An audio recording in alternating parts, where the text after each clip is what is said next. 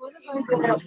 This morning I had to serve breakfast for some man and jerk.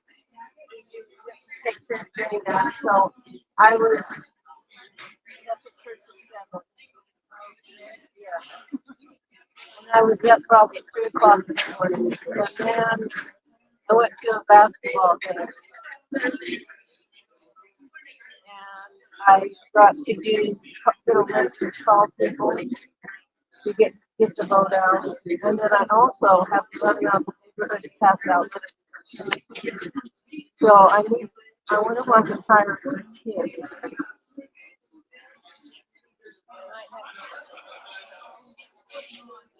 Well, we want to knock, but if somebody's driving, have at least to get them on the forward.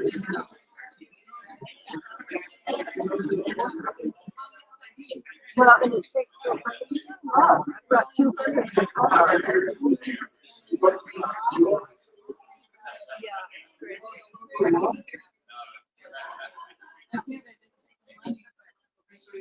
and time.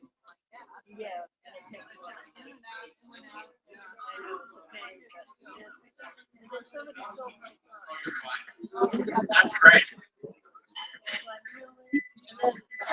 somebody sends it in there, with a big story on the page.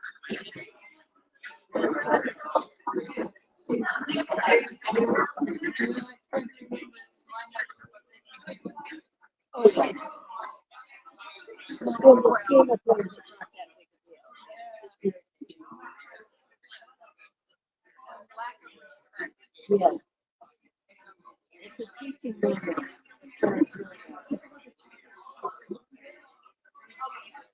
I know.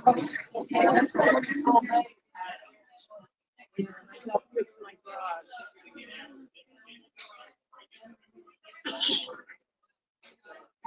I have to take the thing off the bottom and put some more rubber. I'm getting different four-legged like so I got trapped out. I got rid of it.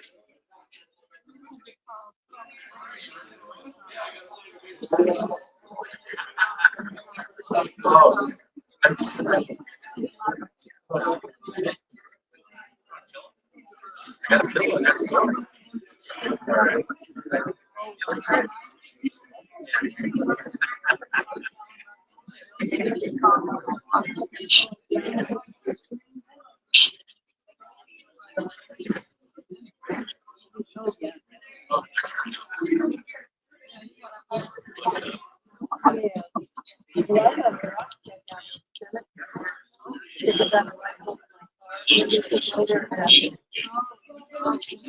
hears in the back. Wow. Ladies and gentlemen, boy, everybody quieted down there, didn't they? I love it. Welcome to Gate City Coffee and Wine Bistro. My name is Bill Kelby. I and my wife Elaine are your proprietors here. We're happy that you're here tonight. We are very pleased to be doing our final town hall and wrapping up with Mr. Greg Cates this evening. So welcome to Mr. Cates. Welcome. And how do I say this tactfully? We're going to have a new mayor no matter what happens. So yeah, I think that everybody's probably pretty pleased with that. You know, and I'll go into this in a minute, but you know, we're neutral here. We're Switzerland, but we've been rooting for change in Pocatello for quite some time, and apparently so did 86% of the voter base. So yeah, change is in the wind, and it's time for a new direction for the city of Pocatello. And we have two men that are asking for the job, and one of the men opted not to join us for a town hall, and one of the men did, and so here he is. So a little bit of homework. We're Switzerland. We do not endorse. Everybody knows this. Everybody's heard me say this before. We built this coffee shop because we wanted to create a place that people could gather And we welcome everybody here. Everybody comes here. It doesn't matter their religion, their creed, their sexual orientation, what have you, hair color. We get a lot of really interesting hair color in here. But you guys know the motivation. Everybody's money spends the same. So it's a good business strategy to be very, very open to everybody. And you know what? It's good to be a good human being that way too. And so we're Switzerland. We do not endorse a candidate, but we are and have given the candidates throughout the mayoral and the city council races the opportunity to come in and tell us about themselves and their policy positions and specifically their vision for Pocatello. The purpose of this town hall and the reason for the invite for this town hall for both the candidates was that 86% of the population said, we don't like the current administration, we don't like the current leadership, we don't like the direction that Pocatello is going, we want to change. And so it's my personal opinion that we had a November 5th election that wasn't so much about candidates, it was about getting rid of a guy.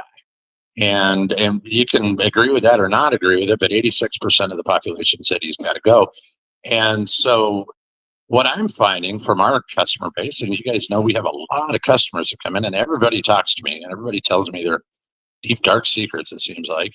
And so we really have our finger on the pulse on what's going on in Pocatello, and right now it's politics. And the big question that's on everybody's mind right now is, okay, I went and voted against the current administration. Now, who are these two guys? And what do they stand for? And what are the differences? And so we started thinking that, it'd be a really good idea to invite them to come in and to tell us what their differences are, because we have two candidates that there are some pretty well-defined differences in thought processes for the future of Pocatello. And so Greg is going to really elaborate on some of those things tonight, and we have a lot of really good questions. I'd also like to welcome our online viewers. We're live streaming tonight. We'll have a lot of viewers on that. For those of you that don't know, if you want to go back, our YouTube channel for this is Gate City Coffee Town Halls, and this will stay up until the election. And so if you want to go back and watch this again and get some clarification, you can certainly do that. We'll also be taking questions from our online viewers as well. So with that, I think we'll start off. Greg, if you'd like to get up and just kind of make a statement and talk a little bit, and then we'll get started with some questions. Absolutely. First off, let's give Bill Kelvey a round of applause for offering up his shop tonight. I think this is going to be the future of doing forums. The podium stuff, the cameras, the 90 seconds to talk, the broken pictures. That's the one that's already broken, so it's good. Are we sure? Yeah, that's an uncomfortable scenario. This is so much more pleasant. We get time to just talk, and you get down to the what's important for everybody in a comfortable fashion. Other than Bill, there's a second person I want to thank tonight, and that's my wife, Marcy.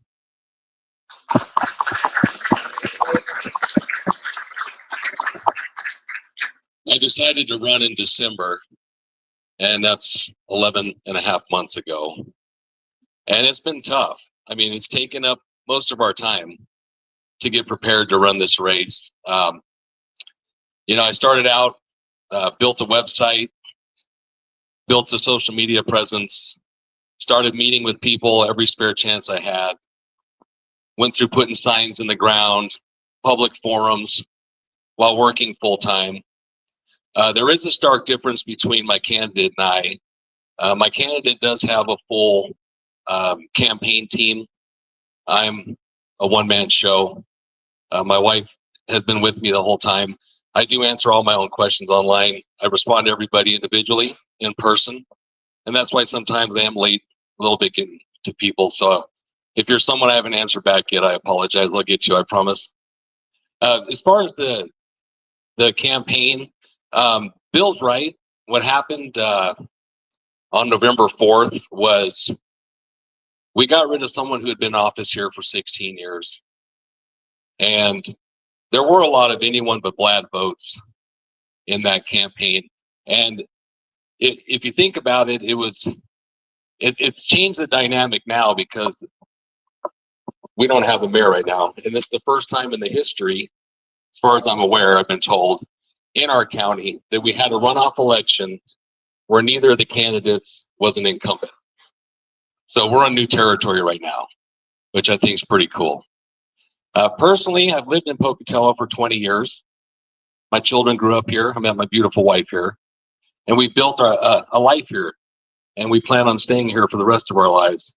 That's one of the motivations I had for running for mayor, is because I cannot continue to live in a city that's overtaxing the people, that looks like the city does, with the lack of jobs and people losing their children to other places because we don't have anywhere here for them to go to work. So those are things that I'm motivated to change. If I'm going to stay here, we're going to make this the best place to live in Idaho. And my goal is, people have started referring to us as the armpit of Idaho, and it actually I'm angry about that. I want some point in my 4 to 8 years in office for people to look at us and say, wow, do you see what Pocatello's done? What a beautiful city. I wish I lived there. Instead of us saying, we wish we lived somewhere else. On a professional level, I have 35 years experience. I'm an investigator by trade and a law enforcement officer. For 18 years, I ran a large private investigation firm. I did have over 25 employees. I've done background investigations for some of the largest police departments in the country. I've worked for the Department of Justice. I'm an expert in fraud investigations and in background investigations. And that was a portion of my life where I learned a lot about working for myself, managing projects, managing people, and meeting deadlines. And that's one of the things that I really am focused on. I've always been a hard worker my whole life. And I think that those character traits are going to go very well when I'm elected. My dad always said, anything's possible in your life as long as you work hard enough and you never give up. And so I've lived by that. When we came here to Pocatello, I got hired in 2007 with the police department. I spent 16 years working the streets here. I was a field training officer. I was a community resource officer. And I also worked on the crisis intervention team. So I do have training in handling people who are suffering from mental health crisis. I also, as a community resource officer, my job was to build bridges between the community and the police department. And how important is that going to be right now? Right, we've got bridges to fix, and since I have experience doing that, I have connections. I know what the city needs, and I know how to fix the department. So we're going to work on that stuff when I'm elected. After September 2023, I blew my back out on the firing range, and I had to retire in December of 2023. Unfortunately, it cut my career 4 years short. My work ethic, I couldn't sit home. Within 18 days, I was working full time at a credit union here where I work as a financial counselor. So that's what I've been doing for the last year and a half. And I hope to bring all that experience, my investigations, my law enforcement, my financial background, right to City Hall, clean up our budget, clean up our city, clean up our streets, and let's get this done together. Thanks, Greg. So we've got a lot of questions here tonight, and they're really good questions. And we've talked about a number of these things. And again, really the crux of what we're doing this evening is really kind of identifying position differences between you and Mark Dahlquist. And I think it's safe to say that there are some pretty good differences that really need to be identified. I would like to start with a couple of questions from the audience, and then we're going to move into really some economic questions, because I think that seems to be what's on everybody's mind, and that's really probably the thing that we want to talk about tonight. So let's start with this one, because I think this is something that kind of matters. Pocatello feels very divided in many ways, socially, politically, and in neighborhoods. if you're elected, what specific steps will you take to bring the community together and create a more unified Pocatello? The first step's already taken place, and that was eliminating the mayor that we've had for the last 16 years. I think a lot of people in this community kind of gave up on themselves. They were feeling ignored by our own government, and they weren't included in the process. So I've never been to a town hall where there was more than maybe 3 or 4 people. And, they put out plenty of notice, these things, just nobody ever shows up. And it made me wonder, do people just really not care about what's going on in our city? And that's not the case. They've just been told by the city, we don't care what you think. And that needs to change. So I think we're going to start doing town halls, and we are going to pack the place. I'm hoping that we can get so big we have to step outside City Hall and start renting venues where we can get together. And if I have to get out in the community and have a venue, something like this on a regular basis, I think this would be really fun as a mayor to sit down with people and let people in the audience actually do questions. I mean, you could do a forum as a mayor and just get to know people, answer their questions. The neighborhoods, I'm not really sure what they mean by the division of neighborhoods. I mean, there are stark contrasts between Highland and the West Bench. Economically, there's differences there. My patrol, my beat for 7 years was West Side. So from Gould all the way down to Cheyenne Crossing, from the railroad tracks all the way up the West Bench. And this was my area. And with historic downtown for 7 years, and I loved working on this side of town. It was fun. But really, I think just involving the community and being open to everybody, no matter what race, religion, no matter what your beliefs are, that we just know that we're all one big community. We start growing that, and we start having that mentality. There is a lot of division. I mean, even just this race alone between me and Mark and I, the people that seem to be supporting Mark actually act like they hate me. And I don't know these people. And then there's people on my side who act like they hate Mark's people. And it's really sad to see. And it's tiresome. And it's worn us down, this whole campaign. And it's starting to affect the way the voters are looking at us as candidates. And it's just, I've worked so hard to get my message out, to have it crushed by someone who doesn't even know me. So I think we just need to start being more civil with people, with one another. No doubt. That's absolutely something that I've noticed dramatically just in the last several weeks, and it's gotten pretty vile. It's interesting. This is a nonpartisan race, and but it sure doesn't feel nonpartisan right now. And I think that as a community, we're unfortunately feeling the effects of the national drama right now, and I think that bleeds into even politics local. So I would agree with you. That's when this race is over, there's I think some mending of the fences that probably need to be done on both sides, and hopefully the people that are really feeling emotionally charged about this thing can come together and really turn that energy into, we're all Pocatellans. Let's turn that energy into a positive thing of Pocatello. Let's work towards making Pocatello a much better place, because we don't have time for that. Pocatello is much better than that. It was really interesting. I was telling Greg earlier, I didn't get a chance to watch the debate the other night on KIFI because I was hanging out with Zach and the boys from Ghost Adventurers.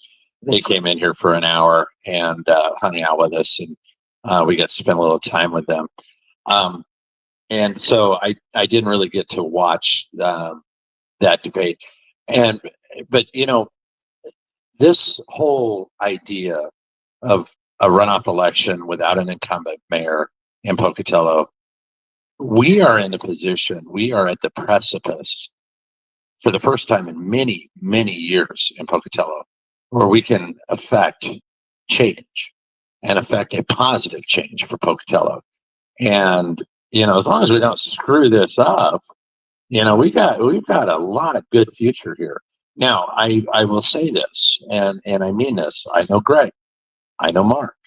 They're both good men. They have good qualities, both of them.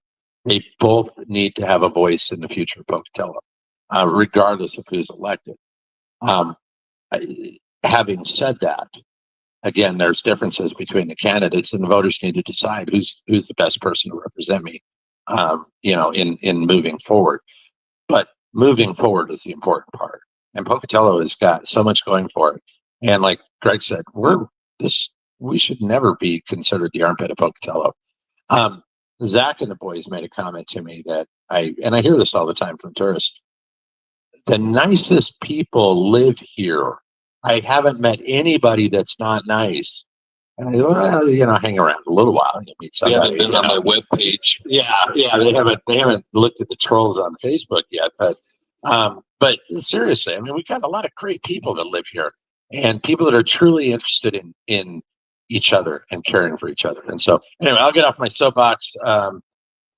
Change is in the wind again, and it's good, positive change. So, another question: when you owned your own business, what was your experience like, and what were the challenges? And I think that really plays into, you're looking to be the mayor of a 50,000 plus population city. How does that experience, and I know you talked about it a little bit, but how does that experience play into you're stepping into the big leagues now? Deadlines and being accountable to people was a big deal. And when you're a mayor, you're accountable to the entire community.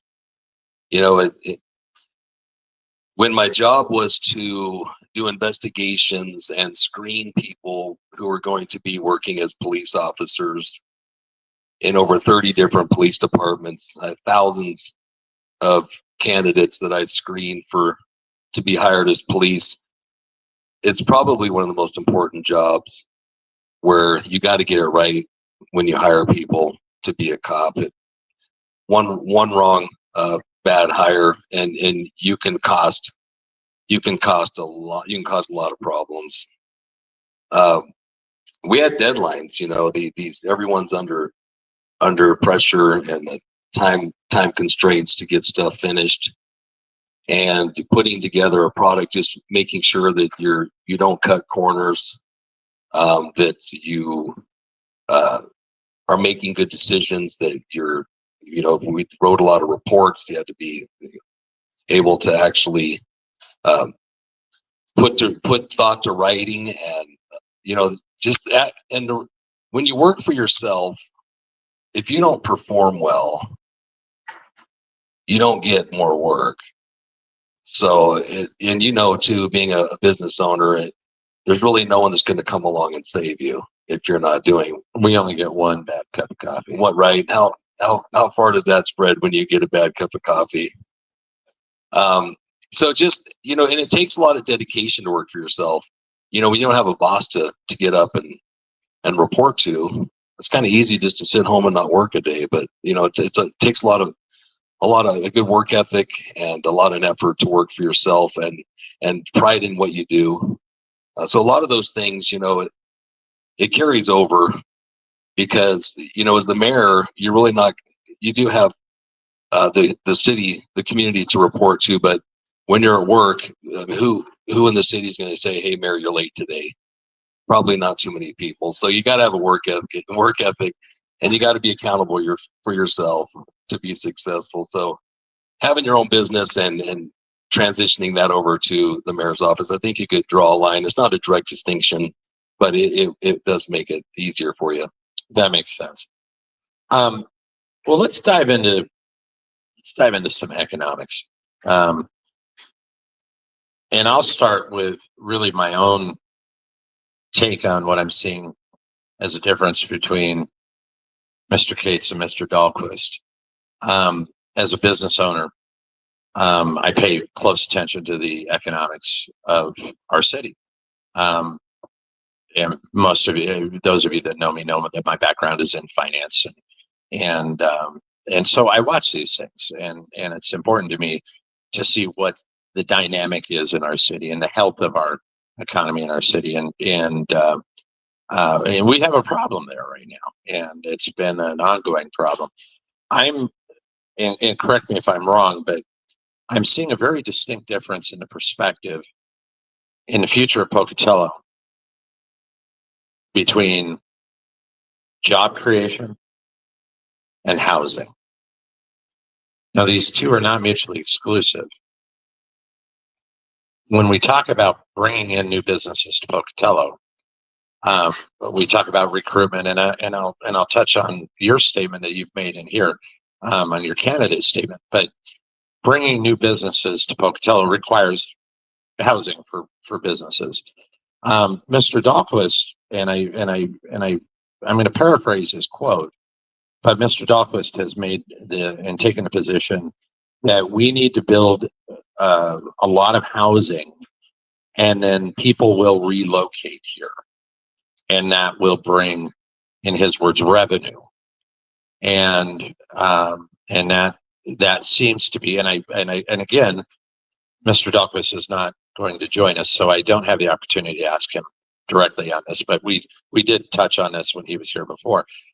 But the plan there appears to be build houses, people will relocate here, businesses will see that we have houses and want to be here, and then we will achieve more revenue, which will achieve lower housing costs. Your position appears to be, and I think I understand it pretty well, recruit new businesses, actively pursue the types of businesses that we want to bring to Pocatello, no more of these hoku deals, pace the housing as we go, and take a more proactive position. And instead of waiting for people to come ask us if they can move to Pocatello, we're going to go out and ask people to move to Pocatello. And maybe that's a very simplistic way of looking at it. But what I'd ask you to do is elaborate on where you see that difference, if you see it the same way that I'm seeing it. If you can find a way to buy a house without a job, I would love to duplicate you, please. I don't know anyone that can do that unless they inherit something or they were born rich. Obviously, the way I grew up was you work hard, you set money aside. You might have to live with your parents till you're 40 in the basement. I don't know, but you save enough money, then you buy a house. I've never known it to really work the other way around, where you buy a house. I don't know how you could do that without a job, and then you find a job, and then you find a way to pay for your mortgage or your rent. We do have about 260 houses on the market right now, unsold. Some of them are way out of reach. I mean, these are going up to 2.5 million, but between 0 and 500,000, there's about 135 houses here, and we have over 1,000 apartments in the pipelines right now getting ready to be built. So we're going to have 1,400 residences available. I don't know how many more houses we need sitting empty before we start bringing business here. The way I look at it is housing's becoming unaffordable. And if you look at the increase in the percentage of how much housing has risen, the amazing thing to me is, when is the last time minimum wage has ever even risen? I mean, how long has it been? $7 an hour? Forever, right? Forever. Yeah. So we're stuck in this. They did a data on what it would cost someone to rent a 2-bedroom apartment. And it's $23.06 an hour is what you have to make in order to be able to afford a 2-bedroom apartment. And when you look around Pocatello, that's actually a pretty decent paying job for where we live. So we need to change that, because if we brought in employers who are paying $33 an hour or $43 an hour, you can see that your mortgage or your rent is all of a sudden, it's a lot more affordable. So the formula for me is you bring in businesses that pay well, better paying jobs. And in that way, your housing becomes more affordable, because we're never going to be able to convince a landlord to charge less for rent Materials aren't getting cheaper to build homes. Land's not getting cheaper. Labor's not getting cheaper. You're not going to convince builders to come in and build for free. So I think the days of affordable housing are behind us, unless two nasty things happen. One is government steps in and tells you how much you're going to rent your home for, which is a disaster. Or the other one is our housing market crashes, which is a disaster. So shy of two catastrophic events, I think we're going to be stuck with the way housing is, and we're just going to have to find a way to make more money, lift people up instead of getting more dependent on grants and assistance from the government, and move at it that way. So, you know, the economist in me recognizes that this is not a microeconomic issue in Pocatello. This is a macro, this is a national issue. This is happening everywhere. This is not unique to us. And, universally, the concept is better paying jobs, better wages, and everybody rises, and the free market economy will take care of itself. And so that's basically, it sounds like where you're going. So, let me follow up that with, and just, kind of give me the Reader's Digest version. We've had this conversation before, but, we sit at the intersection of two major interstates. We're in an ideal position, weather-wise, land-wise, so on and so forth, to attract a lot of businesses. You talked about, and I believe you had talked about some tech businesses, something like that. What are your ideas and your plans on bringing new business to Pocatello? As far as, what do you see in our future? Do you see data centers, that type of thing? That seems to be the thing in Utah right now. Not a data center fan. Data centers, you find, is a lot of equipment and machines, not a lot of people in there manning the ship.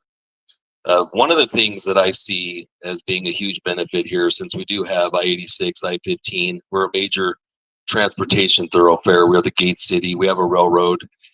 Is focusing on our airport. I want to bring in businesses and start working on an air cargo logistics hub at the airport.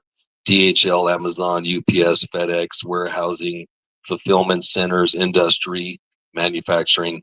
I think that would, and there's actually stub outs into the airport from the railroad that could be utilized for transportation. You could be right on the freeway within seconds from the airport and heading east, west, north, south immediately. So that's one area I really see a focus on. Aside from not ditching the airport, I don't want people to think that's the case, because I actually have a plan to make the airport better. They did just add a second flight, if anyone doesn't know that. I didn't know that. Yeah, it flies out at 2 a.m. No, I'm kidding. It goes to Blackfoot. Yeah. No, they added now there's one at 11 and there's one at 7 at night, and the 7 o'clock flight starts in May of 26. Unfortunately, Vlad's not going to be around to see it, but we will. Now, does that fix the problems with our airport? I've seen 2 and 3 flights there before. It always just seems to fall in on itself. We got to do something different there, and we can talk about that. I'm sure you're going to hopefully have questions about the airport, because we have some good ideas. And actually, I was just going to say that the next question I was going to ask you was, do you have a breakdown on your ideas on the airport and what the taxpayers can expect as a result? So give us a synopsis on the airport. We've been, right. This is something that I haven't personally been able to pick up with you yet. So we got to ditch Salt Lake City as a hub. Flying somewhere that you can drive almost just as fast it's a losing proposition. So we need to find a hub where no one in Southeast Idaho flies to. We draw people from everywhere else to come here to fly to the only hub we go to locally. Why are we competing with Idaho Falls? I mean, they're destroying us. Their airport, I was just looking at all the places they fly, comparing airports, and they've got it going on up there. They really do. And even just the cost to fly from Pocatello to Salt Lake City. Now, I don't know. I've seen our city council and mayor argue that it's cheaper.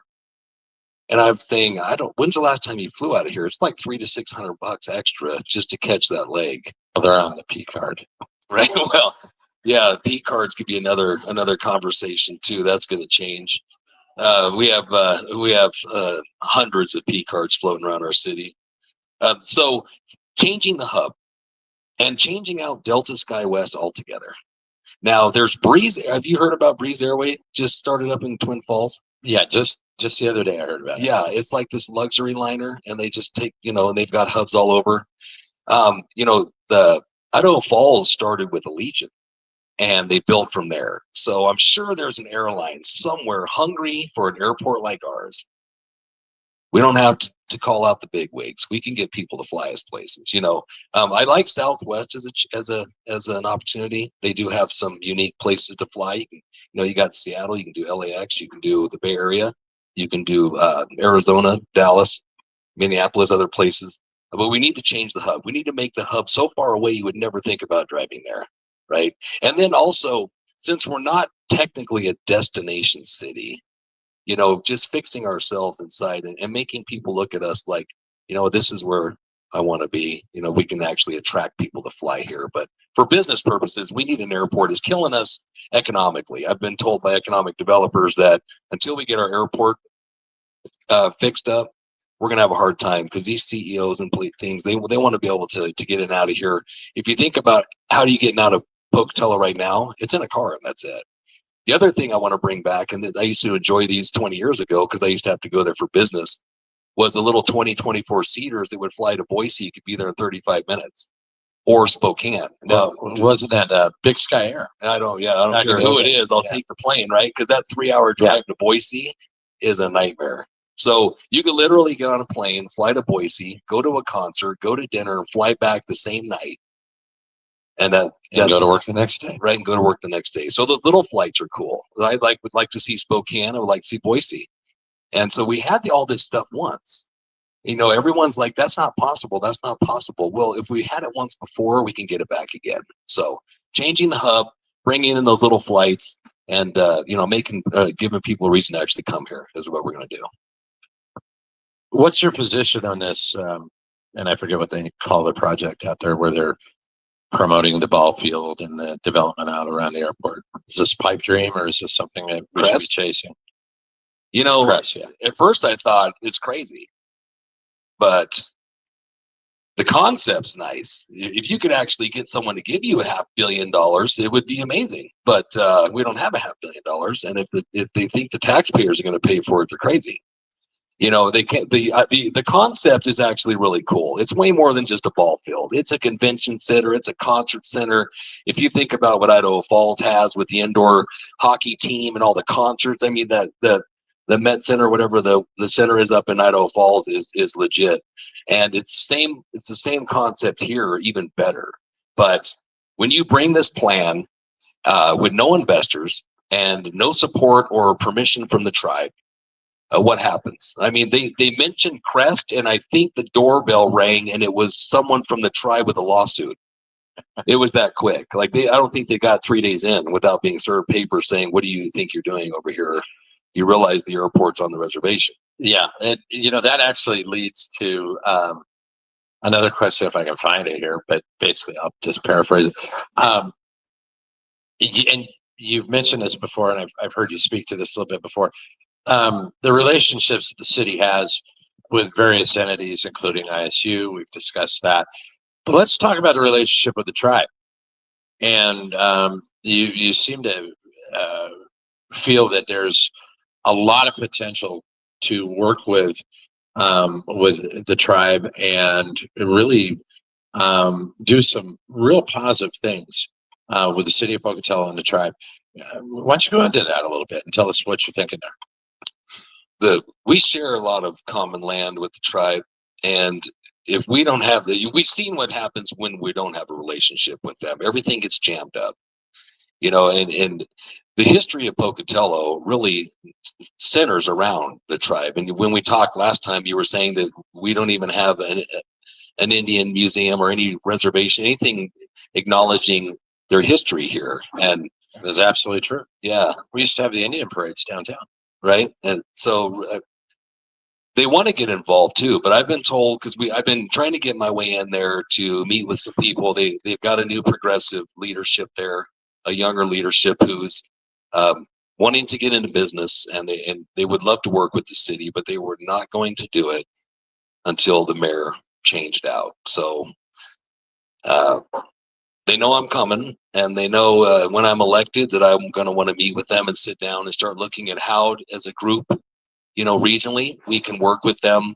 They have a lot of interest in developing. They have, we're a good asset to them. They're a good asset to us, and everything out of the airport expansion and stuff, they need to be involved in, because it's going to be important, and we can't just keep trying to set them aside and not show them the respect that we should be giving them, and recognize that they do have a say in some of the things we do, and just be willing to include them and rebuild the relationship we probably had years before Vlad was ever elected.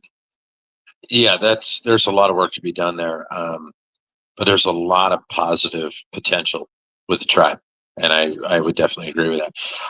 And that leads me to, and this we've had this discussion before, about ISU and Pocatello as a college town, and how it's really hard to know that when you come to Pocatello. If you're not from Pocatello, it's very hard to identify Pocatello as a college town. Oh, and I talked to the coaches this morning, and they are planning on whooping the Vandals this weekend. Absolutely whooping the Vandals. So so go Bengals tomorrow. It's a big game. We beat Weaver State last game. That was a real boost. We've got a great coaching staff at our football team up there.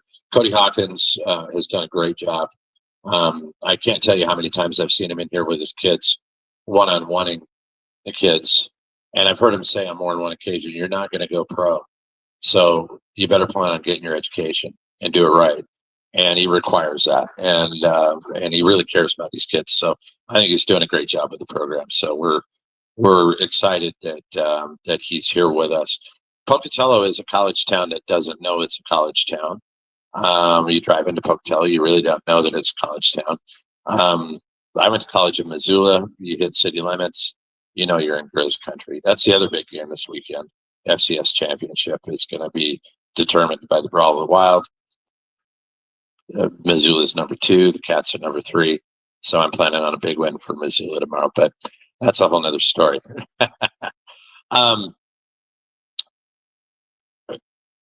One of the biggest energy points in a college town is the energy that's generated from the university.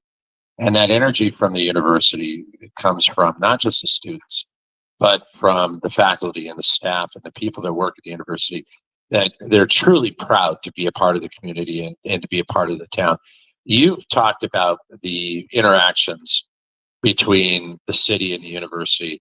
I want to go back to a question that I asked you once before, and that is, I asked you if you would commit to having some kind of a liaison with the students at ISU, and maybe some kind of a monthly, a monthly meeting with the students and ISU to really help facilitate that liaison. Where do you see us going in the next 10 years or so with ISU? And,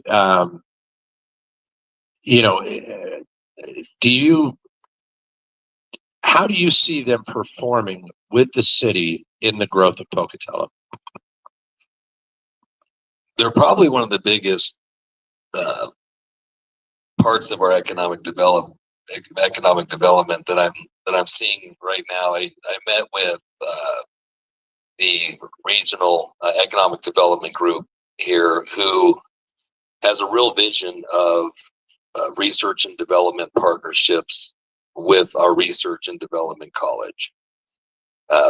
They have a blueprint. It's been done in other cities where businesses will relocate to a college town, and then they partner up with the university, and there's already a workforce, being educated there, and they actually get involved to the point where they start affecting what's being taught to the students. So it's kind of like, molding them to go to work in the local research and development.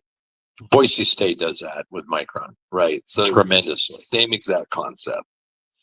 Research and development, our college of technology and our college of business is amazing.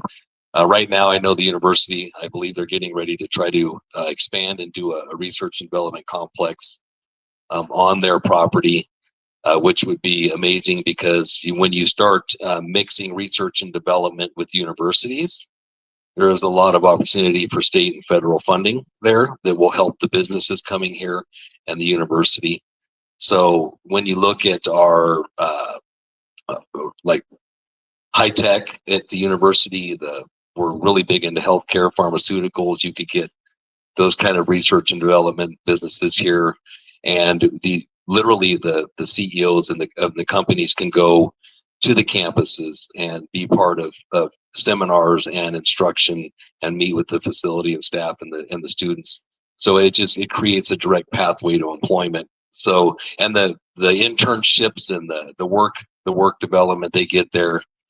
Right now, when our students graduate, there's not a lot of business for them to go to with the degrees that they're getting in there, right? I mean, one of the best robotic departments in the country there. There's nothing here for robotics. And someone I know that used to be an instructor there said that they were told, the students, upon graduation, that, if you're going to go on and have a career, you're going to have to leave this city to do it.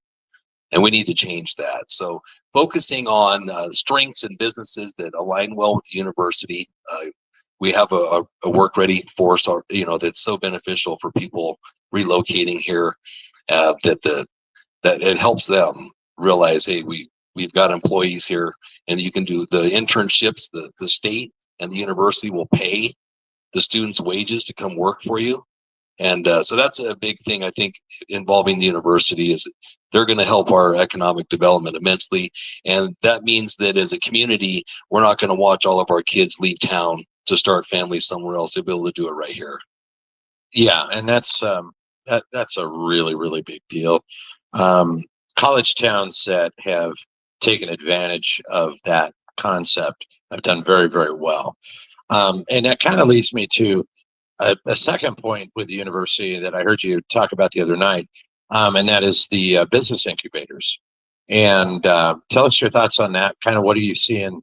And I know President Wagner has really been, it sounds like, very supportive and of this idea, and even doing some business incubators downtown. What are your thoughts there? The shared workspace and Right. So what it is, the community has an opportunity to invest in entrepreneurship in these startups. They, as a community, you can literally invest as a not really a stock, but investing your money into a business, and then as the business becomes successful, you can actually make money on return, right? The concept of is almost like turning the entire university research and development into a giant incubator, because there's a lot of graduates coming out of there with their own research that is, their property that they can take on to companies to start up or go to work for. So I think as an incubator, and just helping them start their business and supporting them, the shared workspaces here locally, and the investment from the community, those things will really help kick off a lot of those startups. I think that's great. One of the things that a lot of people don't realize is that we have a vast depth and wealth of entrepreneurial talent in Pocatello. I witness this every Monday morning, and I'll give a shout out to my friend Morgan McKell. I think he's here somewhere. Yeah, I think he's in the back. Yeah, and so he's waving at you. Yeah, so Morgan is one of the fellows that runs a mastermind class every Monday morning next door at 7 a.m. And it's people that, basically, if you get up at 7 a.m. and go to a class and have a get together with other entrepreneurs in your area, then you're probably getting the job done. And these guys are serious about winning in the business world. And I hear a lot of the discussion, and they're very supportive of each other. One of the things that I found about doing business at Pocatello is that, for the most part, businesses want other businesses to succeed in this town, because when one does well, the others do well. I've always said, and people have heard me say this many, many times, we welcome as many coffee shops as the market will support in Pocatello. We're not afraid of the competition. We want more coffee shops. If there's a need for it, fill it. Because we all do well when we're all doing well. And so this incubator idea, I think, is a great idea for Pocatello. It's a catalyst for growth. So I just wanted to add that, uh, I learned a lot of this stuff from a friend of mine, Jeremy Marley, who ran for city council, and he's a huge proponent of incubators and people like Mikkel. So as a mayor, I just know things that I read up on or I hear. I'm not by any means an expert in incubators or accelerators. I'm just, trying to relate to you what I've heard from the experts and how I could see the benefit of it. So as mayor, I would love to just get these guys, these masterminds, the people who really know what they're doing together, and get us all in a room, right? And sit down and say, hey, teach me what you know. How can we help you? We want to support what you're doing. I'm not by any means running the incubator programs here, I promise you. I don't know if they would do very well or not, but I can see the benefit in it, and I'm game to suggestions and sitting down as groups of people, because when you get the smartest people together in a room and you let them, move forward and get out of their way, you'd be amazed on what they can do if you just support them. Yeah, there's a lot of power in working together, and so I'm trying to understand a question I was just asked here, and it's not making a lot of sense. So, let's talk about policing. You've got some pretty strong opinions on policing in Pocatello. The general consensus, I don't know if that's the right word, but certainly the feeling that I get from the people that I talk to is that there's a real us versus them mentality going on in Pocatello right now. Again, this is a macro level problem. It's a national problem that seems to be bleeding down into Pocatello. The whole defund the police thing that was going on for a long time, or whatever. But there are a lot of people that feel that our police department has gotten very, very aggressive towards the average citizen. The Victor Perez thing, obviously, huge issue. Really, really put a big spotlight on our police department and the training that's been involved in our police department, and just the the SOP, the standard operating procedure of how things are done in our city. You've spoken to how you feel things should change there. It appears that Mr. Dahlquist may not feel the same way. What do you see as the differences, in your opinion, with his, and how do you see our policing moving forward? If Dahlquist is elected mayor, we will keep the same police chief we have now.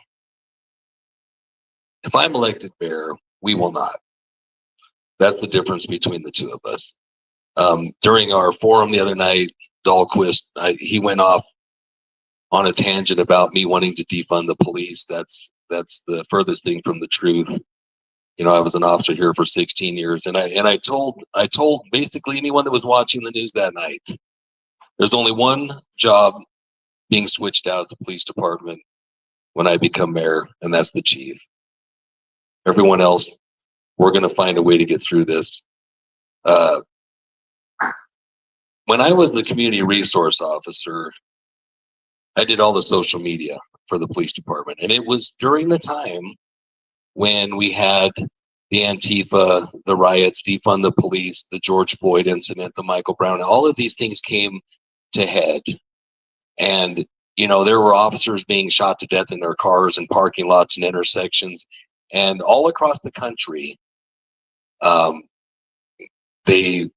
people seemed to hate the police. But here in our community, they were always very supportive of us. And I thought, man, that's amazing. You know, that the support that our community has for our police department. In 20 seconds after the officers responded and shot and killed Victor Perez, that entire dynamic changed. And for the first time in my career, I saw a community that no longer trusted their police. And that's a very dangerous place to be in, because if we don't have a relationship as a police department with the community, we've lost the battle. So one of the things that I've been hearing, and you know, it's not me being vindictive, changing out the police chief. That's what the community's asking me to do. And when I'm elected on December 2nd, it will be for a number of things. But one of the things that will get me elected is because I promised to reform the police department. And that's what this community wants. So when the police chief gets replaced, it's because I'm doing the job that the community asked me to do. It's not because I dislike Chief Shy or it's a personal vendetta. I'm doing what the community is electing me to do, along with a number of other things. So that's just one aspect of it. In the police department,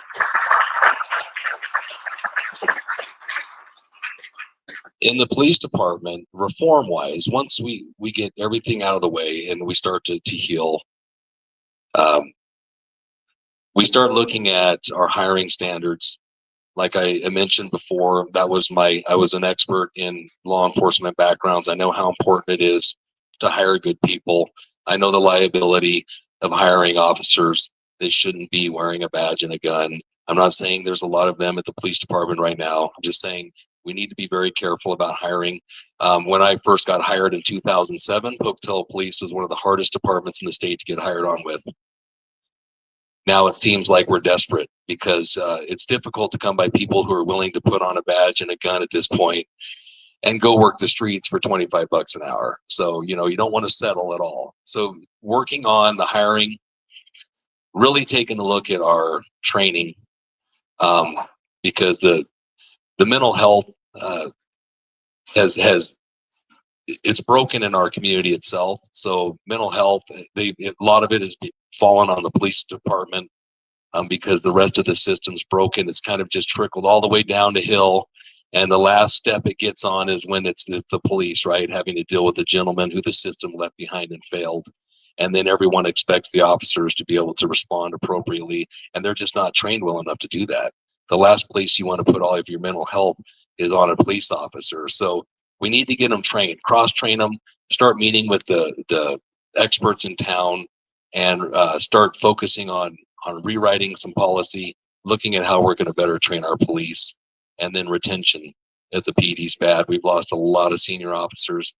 A majority of our police officers now are all young, inexperienced, and they're all getting lumped onto the same shifts. So you've got, 5 and 6 officers hitting the street.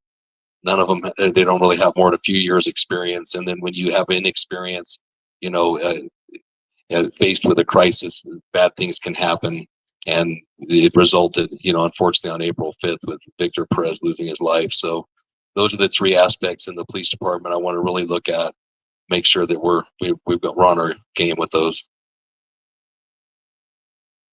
So let's move on to another subject, and I appreciate your answer on that, because I think there's a lot of I don't want to say discussion, but speculation that that the police chief change has more of a political dynamic than anything, and understanding the situation and understanding the reasoning why it's necessary why you feel that it's necessary to make a change there is pretty understandable.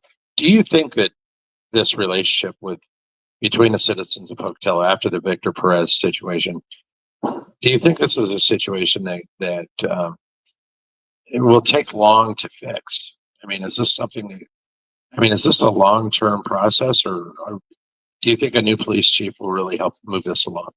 Absolutely. I think the fact that Mayor Blad was voted out was step number 1, because he was the other person this community wanted to go.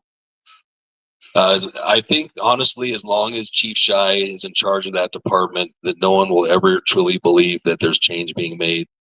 And unfortunately, his position is the one that's going to have to be switched. All things fall to the leader. The man at top takes responsibility. He's it. He wanted the position, the blame falls on his shoulders. So, when things go bad, for you as a leader, there's consequences.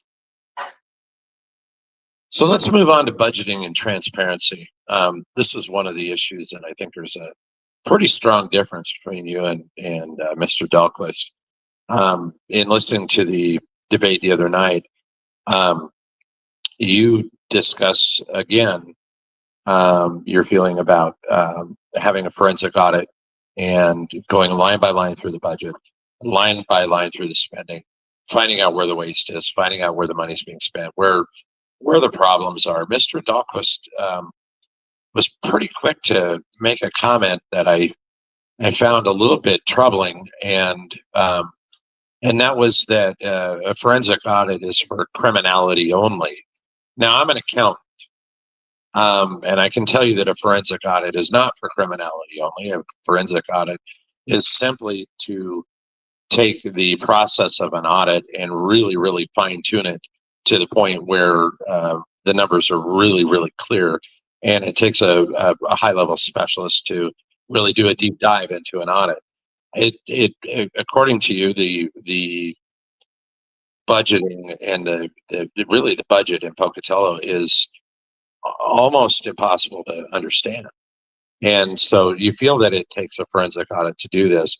Mr. Dahlquist was very quick to say no. That would dissuade a potential CFO from coming on and working for our city, which I found to be ludicrous. Having said that, do you feel that there's a strong difference of opinion between you and Mr. Dahlquist about the current state of the current financial state in the city of Pocatello? Some of the things that we're looking at in the next few years that are going to be a real problem in the budget, and do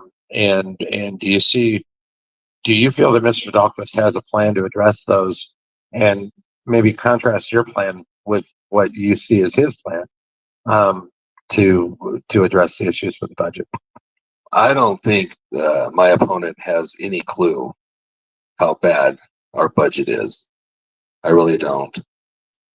And I only know what's going on because I went back 3 years and I picked through every single city council meeting, every budget hearing, and I went through them twice. And if you pay attention to what's going on, and you pay attention to what the CFOs are suggesting, and then what actually ends up occurring, there's a problem. And year after year, they're doing things that it seems like the mayor and they're making decisions financially, and they're leaving the council in the dark. I don't even think city council has a clue of what's going on with our budget. 16 years, the same person's been mayor.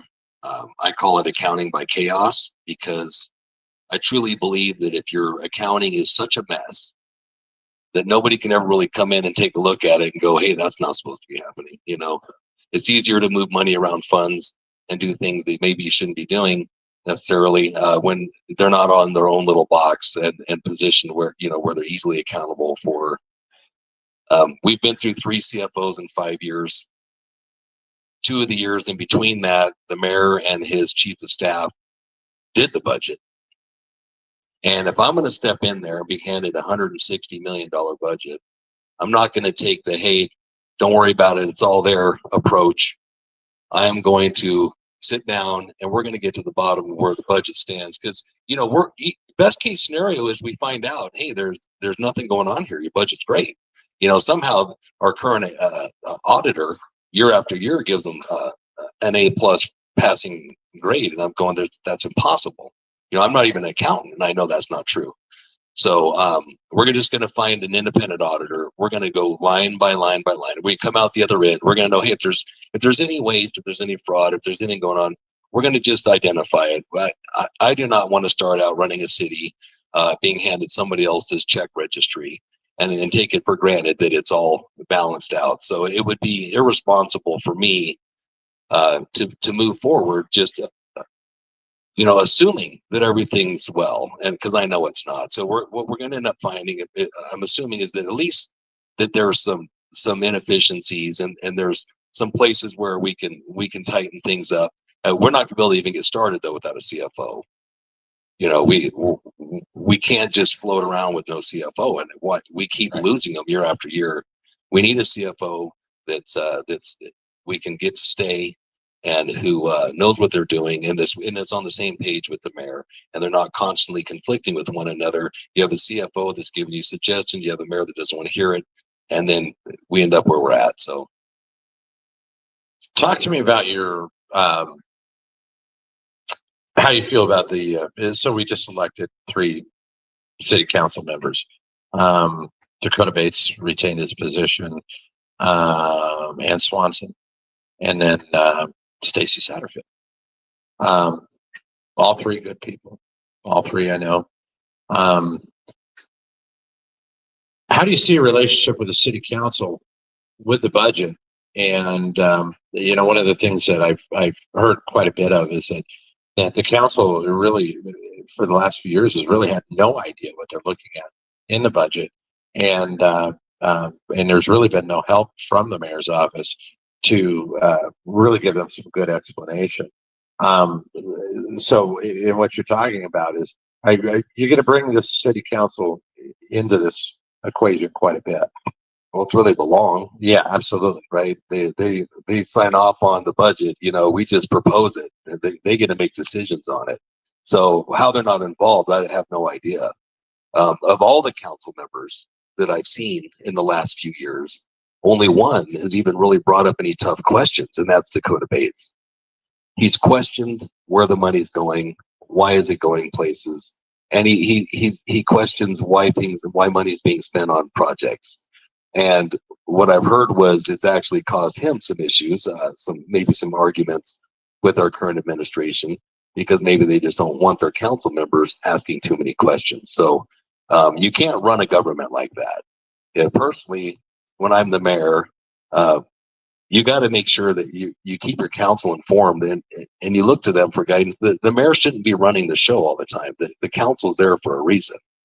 So keeping them in the dark is that's where we're at. That's why we have a lot of problems right now, because literally the councilmen and women, I think that they're just in the dark.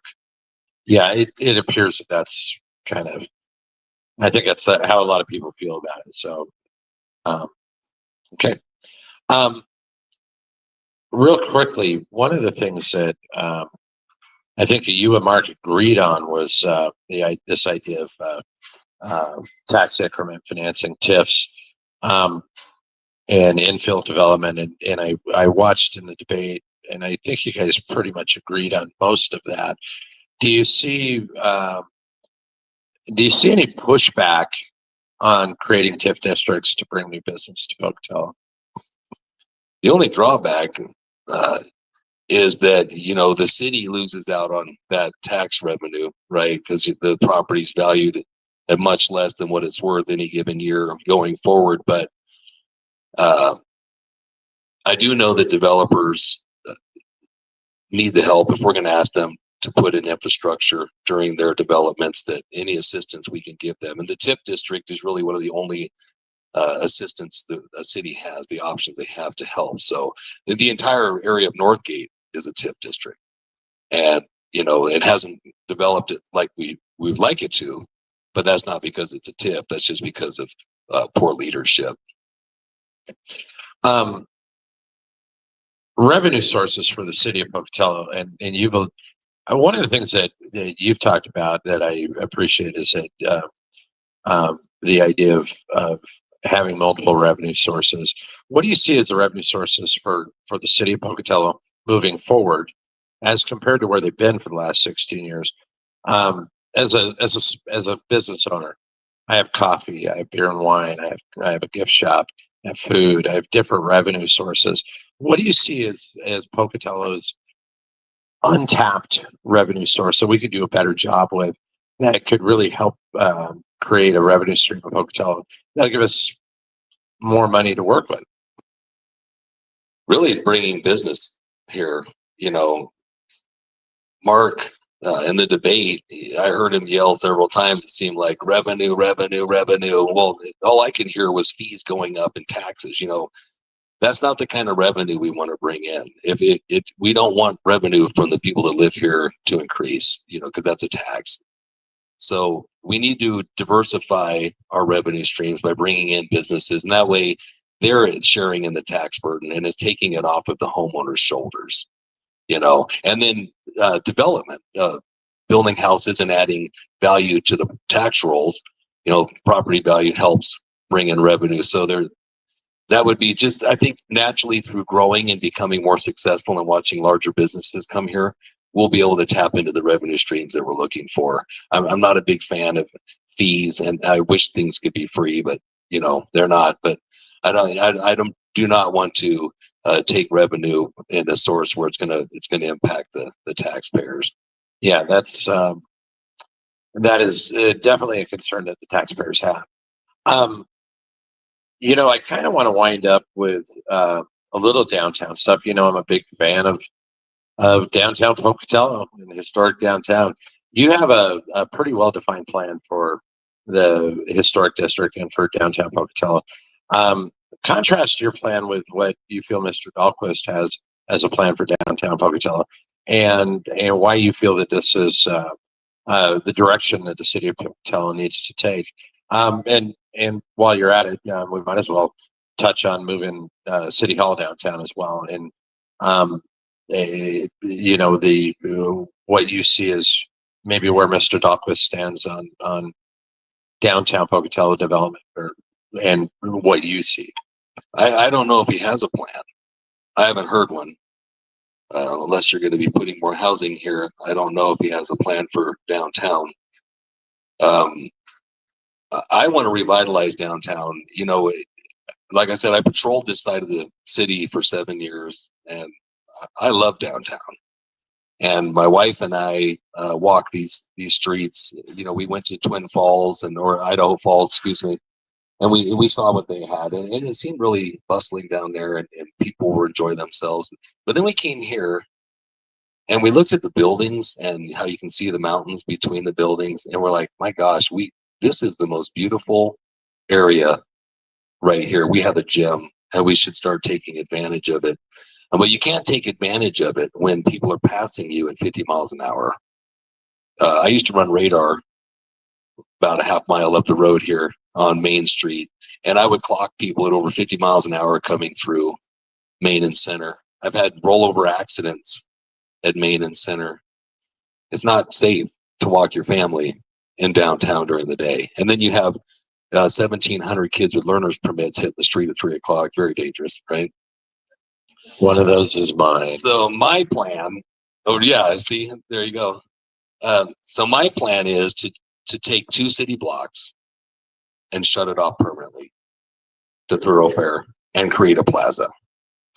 And what we're going to do is, depending on the most obvious choice is to shut down the 2 blocks in front of Yellowstone and then the next block north of that, because I would like to shut down north of Center Street, but it causes an issue with the underpass. So if we do it the other way, we can bypass the issues with the underpass. Then you reroute traffic behind the Yellowstone, come back up and left on Center Street, right on Main Street, and you're moving again. But shut it down, create a plaza where we're going to have all of the businesses, they're going to spill out into the streets, because it's just going to be really cool. You won't have to worry about traffic, and then landscaping and fountains. And these people think that this whole concept, if you my wife says, we need to turn into a Hallmark movie. I don't know, maybe we got Christmas time, right? Think about a Hallmark movie.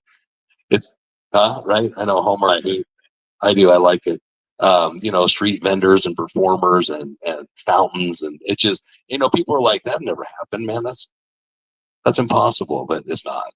It's not impossible. It's only impossible if you have that mindset.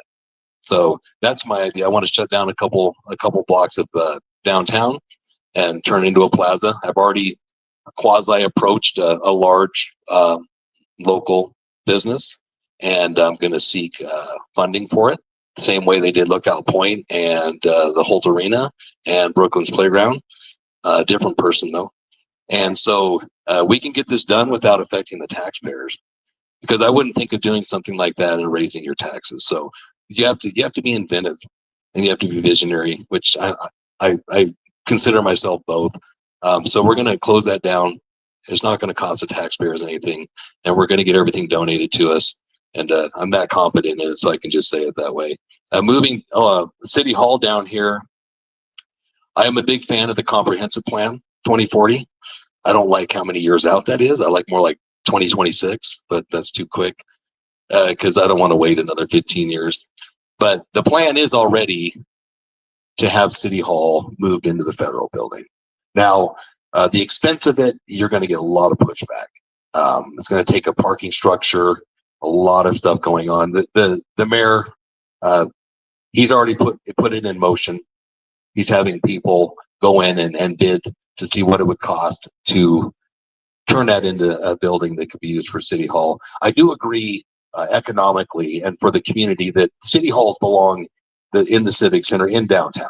I do. It doesn't belong in a parking lot with a liquor store and a crisis center. You know, that's an odd place to have the police in a City Hall. But so it does belong here. But I had an idea that I've met with some people who are willing to renovate and lease back and do an option where it doesn't fully fall on taxpayers. It's a very affordable way to do that. A public-private Right, partnership. venture. Yeah. Right. And then in the empty space in the building, there where City Hall is now, because the police department's going to need more room. We're either going to have to spend 5 to 10 million and buy the police department a new building, or we can just let them utilize more space where we're at. Then I want to move fire administration into City Hall and turn it into a public safety administration building. So we're going to use it, but we're just going to switch some people around. Very good. So to recap, differences between Greg Cates and Mark Dahlquist. We can start with jobs versus housing, in the sense that the growth of Pocatello really depends on attracting, retaining business, as versus building homes and inviting people to relocate here. I was having this discussion the other day with somebody about the idea that being proactive and going out and finding businesses to move to Pocatello and retaining businesses in Pocatello allows the city of Pocatello to control the types of businesses that we bring in here, which helps align with the concept of our interaction with the university and so on and so forth.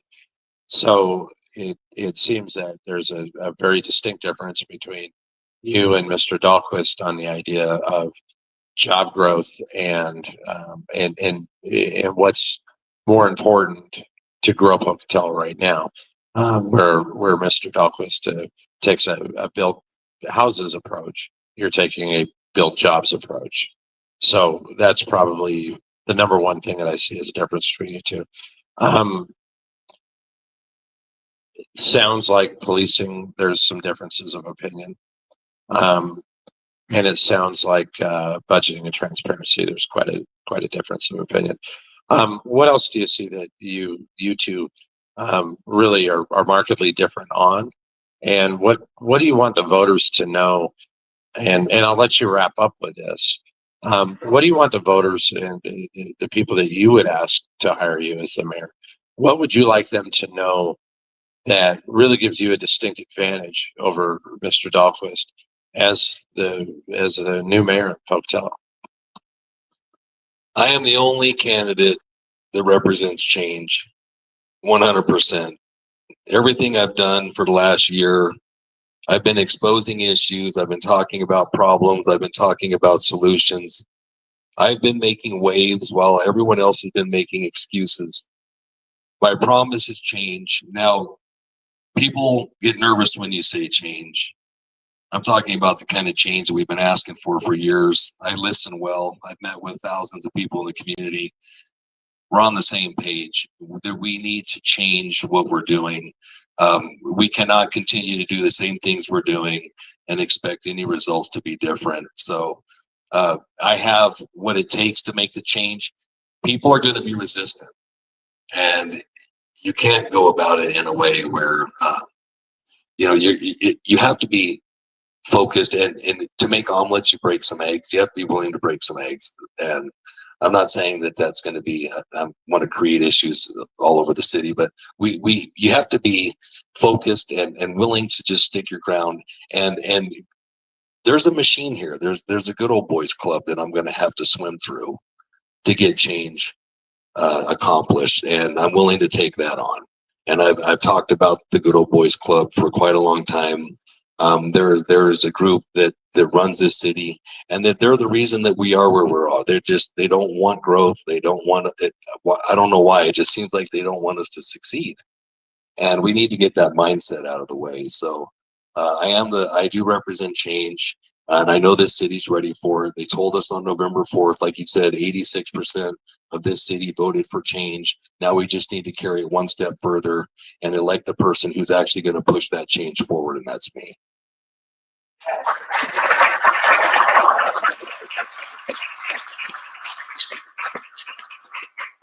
Ladies and gentlemen, Mr. Greg Cates, runoff candidate for Mayor of City of Pocatello. Greg, we appreciate you being here tonight with us, and really elaborating on the differences between you and Mr. Dahlquist. Again, we invited Mr. Dahlquist to participate, and I'm disappointed that he didn't take advantage of this, because I feel like the constituents of Pocatello really are advantaged by knowing what each of the candidates really stands for. Vote, vote, vote, vote. I'll say it again, vote. Please vote. Yeah. If they don't know, only 39% of our community voted on November 4th. 61%, or 2 out of every 3 people, sat home and did not vote. And how we can allow that to happen, I don't understand. Like, 100% of the people complain.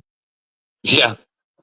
39% vote. Like, yeah. It takes 5 minutes. Please get up. Well, and early voting's going on. I mean, there's no excuse for it. Monday and Tuesday next week are the last 2 days for early voting. Yeah. Then we have a holiday break. December 2nd's the election. Please get out and vote. Your voice matters. I lost an election 2 years ago by 2 votes. And, enough, you could fit the people who I could have, changed that election on a skateboard. So please get out and vote. Yeah, that's the most important thing. And again, this isn't about whether Cates is your candidate or Dahlquist is your candidate, but it's not Brian Blatt, and it's not the current administration. So for God's sake, go out and get your voice heard. No matter who you're going to vote for, go vote for somebody. I mean, good Lord, vote for me. I don't care, but get out there and vote, because that's really the thing. I will say this, 39% was about 9 points higher than it was last cycle. I think they called it a record. Yeah, it was big. It was big. And, I've had several people come in and talk to me and say, hey, the fact that you did all these town halls was kind of helping people move along. And I think we're going to continue to do this in the next cycle. And because it seems like to be a pretty good forum to help get the message out, so that people can talk frankly about the issues that they want to talk about. So we appreciate all of you being here tonight. We appreciate the live stream viewers. Greg, we appreciate you. It's I'll be damn glad when this election is over, because it's just getting annoying. It's time to have a new mayor, and it is, it's like talking about running the race, well, let's just go run it. Let's just go do it. I was reminded about one of the great, phrases over time, if not me, who, and that's where we're at. And this is Pocatello, and we've got a bunch of cool people that live here. I got a bunch of great stuff to do here. We're 2 hours from anywhere. This is potentially the place, one of the few places in the country with the opportunity to become the coolest place ever that there is. I mean, people love coming here. For those of you that don't know, we've been on that Forbes top 10 list, East Idaho, for years. People want to be here. People like what we have here. And sometimes we forget what we've got. So we're going to have a leadership change. and go vote. Ladies and gentlemen, we do thank you for joining us tonight. And this was our 16th town hall that we did. I'm glad that they're done. I'm exhausted. We've appreciated all the candidates. Those of you that don't know, we are going to continue a monthly kind of town hall. We're going to be inviting, and we've got a number of people who've committed to joining us once a month. People of interest in Pocatello that are kind of the movers and shakers, people that do things in Pocatello. And we're going to start the first one off, I believe, with President Wagner in January. And so they're going to come and talk to us about what they feel they can contribute to the city of Pocatello and bring to the table. And we're going to bring that to you. So again, ladies and gentlemen, thank you very much for joining us this evening. Good night. Thank you, Bill.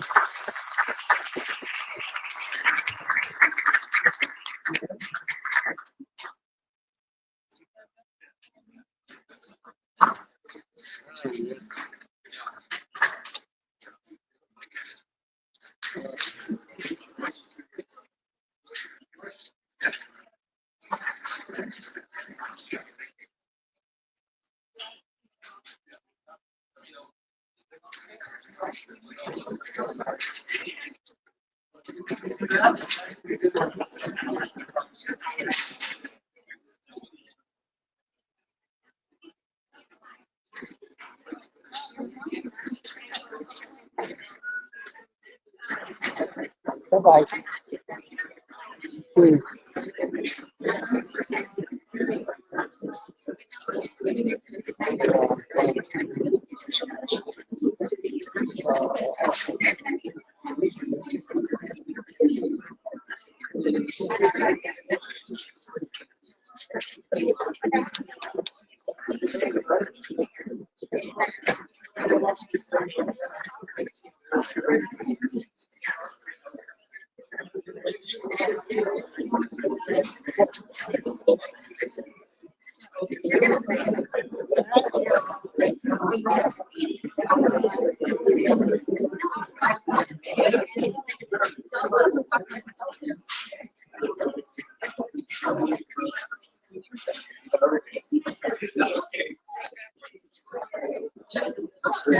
Over there.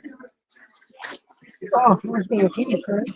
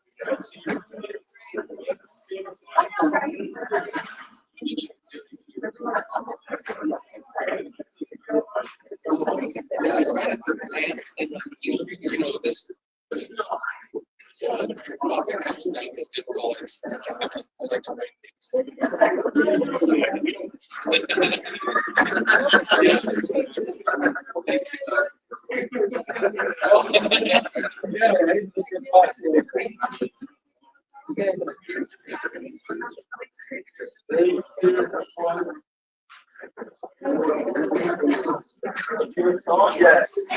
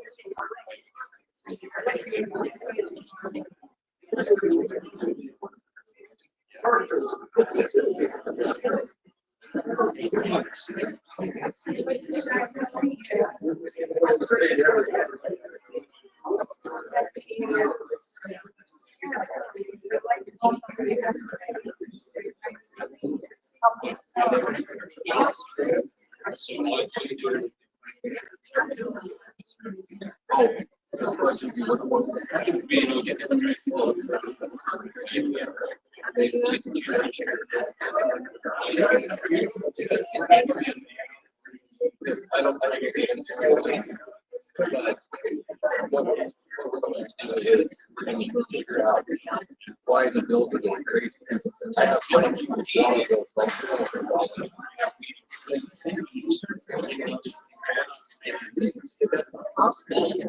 there's something in the building system. So whatever's going on, it's fine that people